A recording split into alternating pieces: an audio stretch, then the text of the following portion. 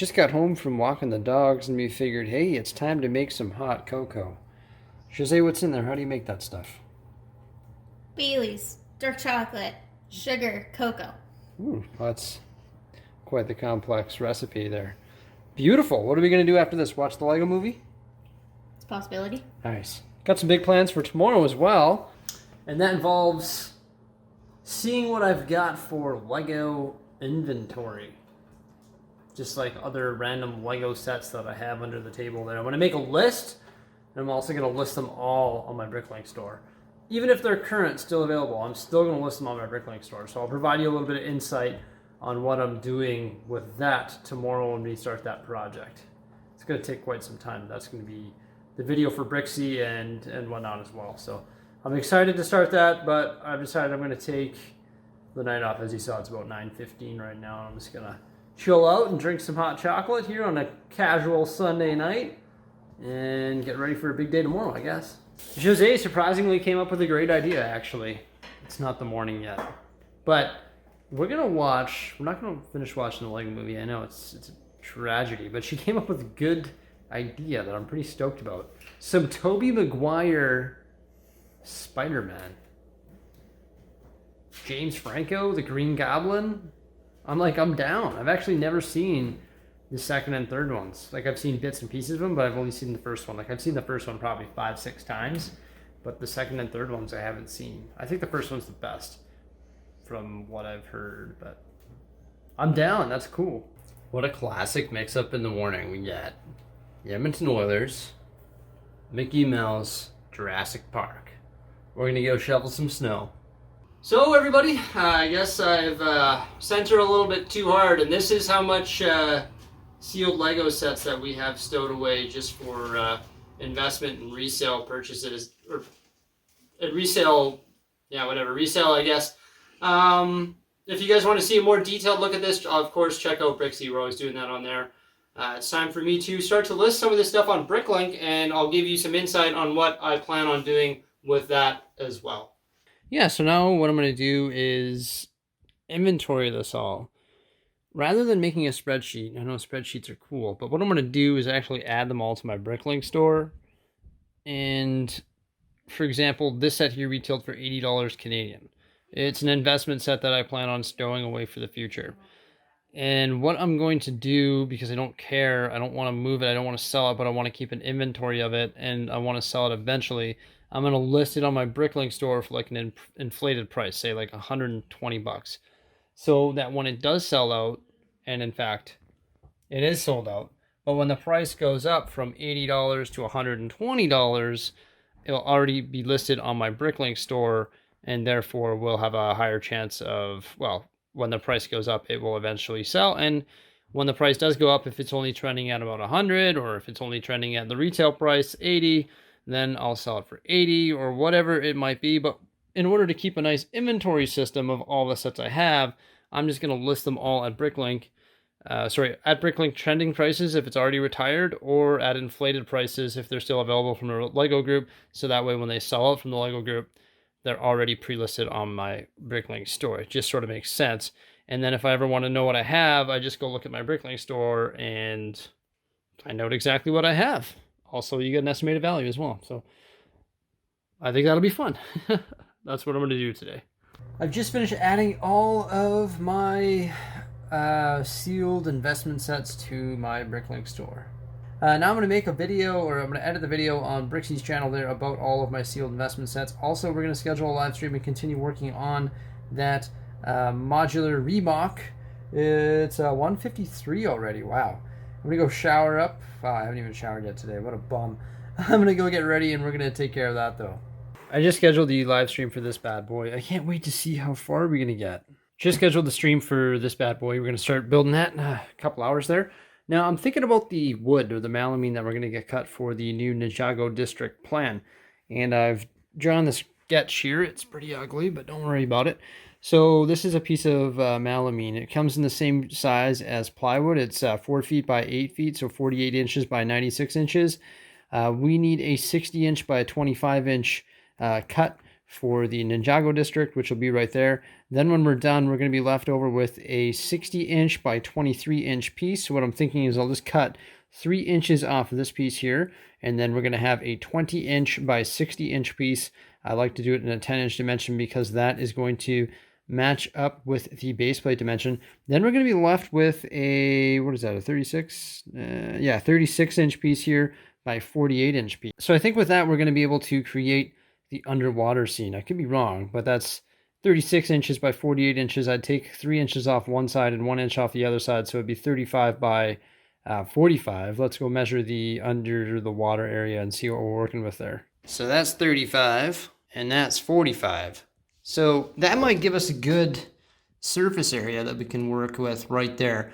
Now what I'll have to do is grab a drill bit that's about as big as that table there, so like a core, something that you can core with, and core out a hole so the table leg goes right in there. But I'm thinking if this is 45, yeah, just like that, by 35, that might be a good way to use another chunk of that plywood there so that we can build our underwater area right there. It offers us room for growth too. If we wanted to grow it way over there, we could. But I mean, I don't have that many deep sea sets. I might even just cut it so it fits just between those table legs. Because what is that? You know, table legs about there. Then we're coming to about 37 inches. So I might even be able to cut it down to 35 inches. Make it an even square, 35 by 35 inch. And build our deep sea area there. Or I could get two 35 by 35 squares, which that looks to be approximately correct, and put it on either side of the leg. And then we could bridge the gap with base plates or something. Hey, that might work, 35 by 35. Cool, let's check out that dimension of that wood again. That's not going to work, and I don't feel like cutting another piece of wood. I do have some stuff in the garage, but it's the thin stuff, and it's sort of warped, so I don't really want to use this table, whereas this stuff is thicker. It's similar to the shelving in like these cabinets here, which is really strong. So what I'm going to do is tomorrow I'm going to make a video for Bricksie, and we're going to work on both of those areas. So I'm going to go to the hardware store, get the melamine cut, so 60 by 25 for Ninjago, and then I'm going to be left over with a 36 by 48 piece there. I'm going to cut it by 1 inch. I'm going to cut that by 3 inches. Then we have our platform for the deep sea area, and then I have this awkward shape here, which is 23 inches by 60 inches, and that will be just a spare piece of melamine that we have for maybe another raised platform here in the Lego City, because what I could do is cut it down to 20 by 60. 20 by 60 could raise up essentially a 2 base plate quadrant. So I don't know if we wanted to raise up anything like a couple inches or something, or like offset this by 2 inches by 60. So 1, 2, 3, 4, 5, 6. Like if I wanted to raise this up a little bit or something, that's just an example. I'm not saying I'm going to do that, but if I wanted to do that, we could with that spare piece of plywood. I always try to, not plywood, but melamine, but whenever I get this stuff cut, I always try to look at the dimensions of the cut and see if there's any other 10-inch dimension stuff that matches up with base plates that's going to work within this cut so that we can conserve wood and reduce cost and maybe use the wood for multiple projects rather than one. And then whatever scrap is left over, try and get that cut to the right size so that if I do decide to use it, it's perfectly cut by Home Depot, because I'm not going to make these cuts. Home Depot is going to make these cuts, and they're going to make them perfect, where me with my skill saw might not make it perfect, whereas they will make it awesome. So that's going to be the project tomorrow for Bricksie. So we're going to see our Ninjago idea come to life like right away here. So that's my video idea for tomorrow, because I did the investment set hoard today, but I don't know what the following day's video is going to be, although I'm sure this will be ready to go, but I might need another day of mock building that. But I always have to think ahead of the game so that I know what video to release for the next day, because I could release a set review. Like I could review any of my sets, but that's just not my style. No way, man. I'd rather build a Ninjago platform and do something epic in the Lego City and make a video on that than review, I don't know, the party boat or the bonsai tree. That just doesn't sound fun to me. Going to the hardware store, getting the stuff cut, and changing the city sounds fun to me. I'm going to go shower up, get ready for this live. Oh, actually the shingle guy just showed up, so they're going to repair the shingles today. I guess they're gonna, it's been snowing since the shingles blew off, so they're gonna blow off the whole roof, inspect the roof, replacing these shingles that need to be done, and they're just gonna like use random colors for now. And then in the springtime, when the snow's all melted, then come back and swap them all out for matching colors and whatnot. But they're so busy right now because a lot of the roofs in Edmonton here had the shingles blowing right off them. And the funny thing is well, that's not funny at all, actually. There's nothing funny about it. But they're just extremely busy. So for right now, they're just sort of repairing it so that like leaks don't happen in the roofs, and then they come back later and fix it all up. Cool. Thank you for insurance, I guess.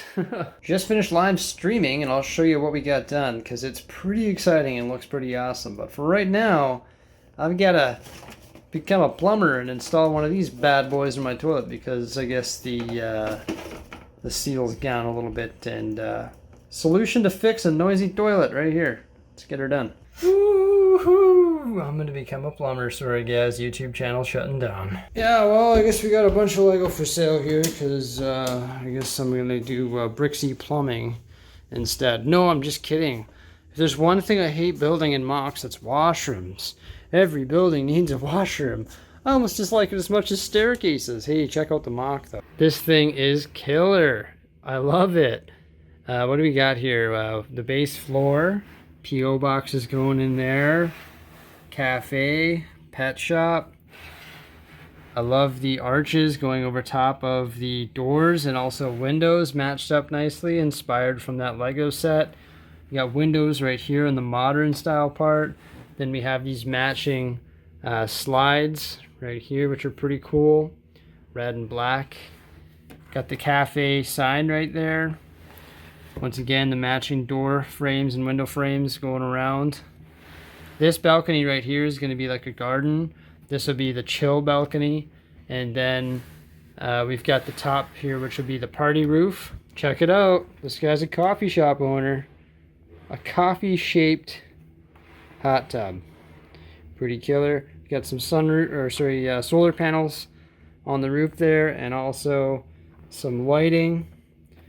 Next we got to work on interior details. Also got to extend this power line that's taking power from the solar panels down to the bottom here and connect it with another Technics piece just right there. That will make it look really cool. Check it out though, look how easily it comes apart. I don't know if I can do it one-handed. Probably not. No, definitely not. Just 1 second. There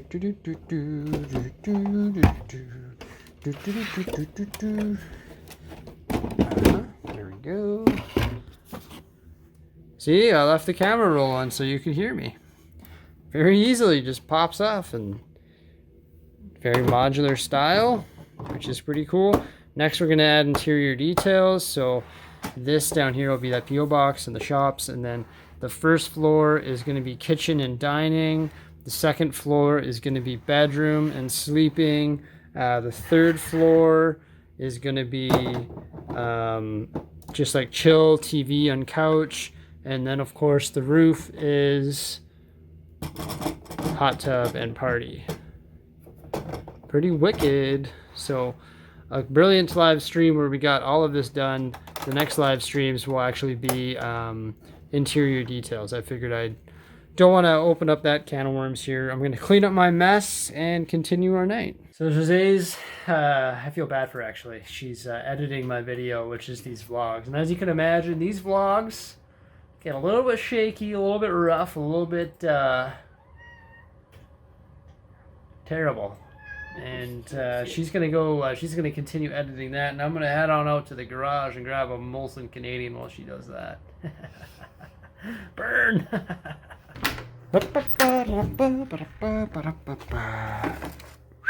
Just chilling with Luna while Jose's editing. Look at her tail.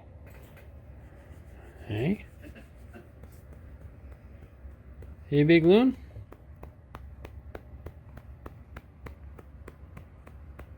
She likes getting the pats. Don't pat her too hard, though. She'll bite you. Guess I gotta turn off the bloody oven. Jeez, life's tough.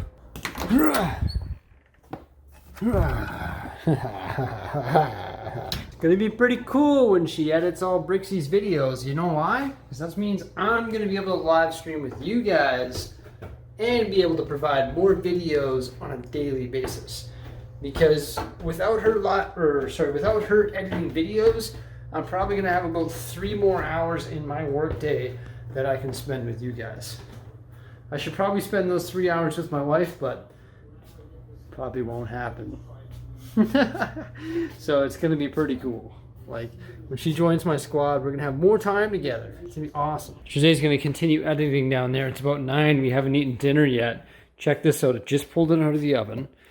Jose pre-makes these meals. Buffalo chicken mac and cheese. We keep it in a tinfoil tray like this, or a tin tray. Smoldering hot. Ooh. Oh my gosh, that's gonna be so good. So we're gonna continue editing while eating dinner. Ooh. I know 3 p.m. though. I still gotta clean up this morning's egg pan. Gross. Sorry about that. I'll do that later tonight. So I just brought our meals down here. Delicious. It's a hot mess of a meal. Let's say that. Gonna finish drinking a couple Molson Canadians here, and really happy with what we did with the MOC here. I guess remock of the pet shop, cafe, townhouse, Jeff Barzos' place. It's looking pretty sweet. Also, we know what the plan is tomorrow with those measurements of the wood. We know what we got to go get cut for the Ninjago district just behind me here. And also, it's cool that we're going to be able to get 2 different projects sort of started with 1 piece of wood, because way back over there where the undersea area is going to go, we're going to be able to get that done as well. So it's rather exciting. I'm pretty pumped up with that. Also, like, we listed all of our stuff on Bricklink today and checked out all of my investment hoard. That was pretty sweet. It's quite the hoard. It's time to part with some of it and probably reinvest in Lego sets for my Lego room that I need to get, like the blacksmith and stuff like that. That's really about it. We're going to finish up here tonight, and we'll see you guys in the near future. Thanks a lot. Remember to like, subscribe, and stay tuned. Peace out.